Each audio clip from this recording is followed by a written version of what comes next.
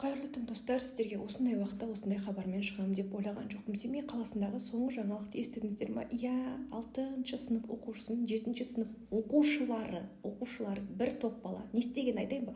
Ұрған, соққан, темекі шектерген, мөшек қапты, аузына салған, зорлатқан. В общем, ойларына келген әрекеттерін жасаған. Ойлаңыздаршы, бар болғаны 12 жастағы балаға. Ол қандай бала? Есімі Алинұр, қазақтың қарапайым баласы, мамасы қайтыс болған. Апасының тәлім тәрбиесінде қазіргі сәтте ешқандай резонанс, ешқандай мәселе көтеріліп жатқан жоқ. Бала бар болғаны психология консультация алған. Өтініш достар, менің осы видеомды продвигать етіп рекқа шығарып жіберіңіздерші. Давайте сол отбасыға көмектесіп жіберейік, иә. Резонанс көтеріп, мүмкін қазір адвокат табылып қалар, себебі өйткені отбасы шынымен де өте қиын жағдайда.